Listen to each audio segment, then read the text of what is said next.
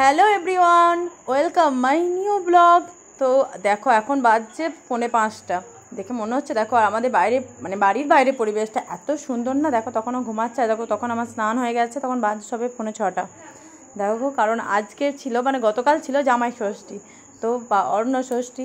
তো সকাল সকাল স্নান কমপ্লিট। তারপর দেখো ও উঠে গেছে 6:30টার দিক করে, 6:30 মানে 6টার দিক করে উঠে গেছে। তারপর দেখো দাদুর কাছে রেডি করে দিয়ে চলে এসেছি ওকে। আর ও দাদু খুব প্রিয়, মানে দিদুনের কাছে অত যেতে চায় না, দাদুর কাছে যা চায়। এখন আবার বললাম তো, আগে ভিডিওতেও বলেছি, এখন এত বদমাশি হচ্ছে কারো কাছেই যাচ্ছে না। তারপর দেখো আমিও রেডি হয়ে গেছি। হ্যাঁ, আমার একটা বড় দুঃখের কথা যে আমি 5 বছর বিয়ে হয়ে যাচ্ছে, কিন্তু আমার এখন অবধি আমি শাড়ি পরতে পারি না, ঠিকঠাক একদমই পরতে পারি না, কোনো রকম কাজ চালানোর মতো। তাই আমি কোনো রকম শাড়িটা জড়িয়ে নিয়েছি। এরপর আমি যাবো দিদির বাড়ি, ও আমাকে শাড়িটা ঠিকঠাক করে পরিয়ে দেবে। তো দেখো এখন দাদুর কোলে আছে, যেহেতু আমি বাবাকেও বলেছি যেতে, কারণ বাবা যদি ষষ্ঠীতলা না যায় সেহেতু ছেলেটাকে কে দেখবে, কারণ কারো কাছেও যাবে না, আর মা অসুস্থ, মা নিতে পারবে না।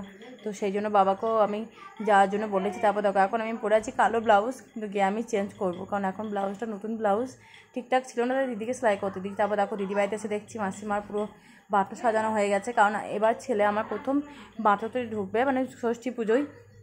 তো দেখো তারপরও একটু ভিডিও তুলে নিলাম দিদির বাড়িতে গিয়ে, ওরা কেউ তোলেনি কারণ ওরা এখন সবাই চেঞ্জ করছে। তারপর দেখো ওকে আমি ধুতি পাঞ্জাবি পরাবো বলে রেডি করছি। দেখো সবাই দেখো দাদুর কাছে, দেখছো কারো কাছে যাবে না, যদি একবার হাত বাড়িয়েছে কানতে লেগেছে, দেখো দেখছো। তারপর দেখো ওকে দিদির সঙ্গে খেলা করতে দিয়ে আমি চলে গেলাম মানে ব্লাউজটা চেঞ্জ করতে। তো দেখো তারপর হয়ে গেছে, আমাকে কেমন লাগছে জানিও। কিন্তু আমি হ্যাঁ আগেও বলেছি আমি কোনো মেকআপ করি না, পারি না করতে, তাই শুধু লিপস্টিকটা আমি ইউজ করি, একটু চুলটা একটু স্টাইলিশ করে বাঁধি, ব্যাস এটাই।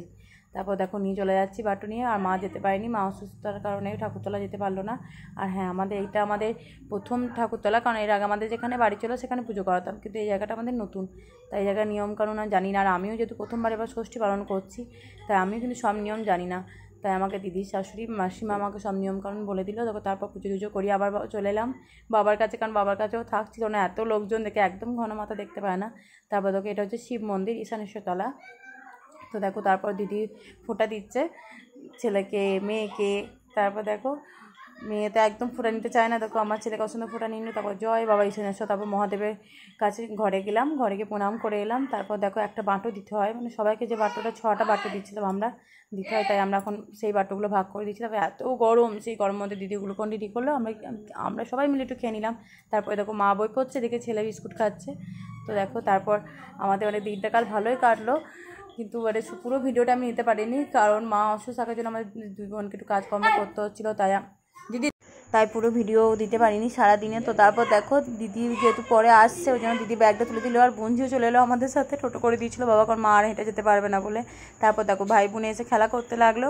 আর হ্যাঁ, অতিরিক্ত গরমের জন্য ওকে আর জামা পরেনি, খালি গায়ে নিয়ে চলে এলাম, কারণ কিছুটা রাস্তায়। দেখো আমাদের বাড়ির বাইরে পরিবেশটা সত্যি এত ভালো না। দেখো তারপর দিদিকে ফোঁটা দিয়ে দিল, তারপর দিদিকে সুতো বাঁধা হচ্ছে। আর দেখো গরমে কি অবস্থা, দেখো পুরো ঘেমে নিয়ে। আর এ দেখো ভিক্ষা ছেলে আর ছোটো জামাই আসতে পারেনি বলে তাদেরকে ফোঁটা দিয়ে দিল। আর অসুস্থ কারণে কাউকে অত ফোনও করতে পারিনি। দেখো তারপর আমি চলে এলাম আমার ডিউটি পালন করতে, কারণ আমি প্রত্যেকবার বাবাকে ফোঁটা দিই, বাবার হাতে সুতোটা বাঁধি না, কিন্তু বাবাকে ফোঁটা দিয়ে দিই। আর আমার ছেলে বাটোটা বাবা খেয়ে নিই। কেমন লাগলো আমার ভিডিও কমেন্টে জানিও, ভালো লাগলে লাইক শেয়ার করো।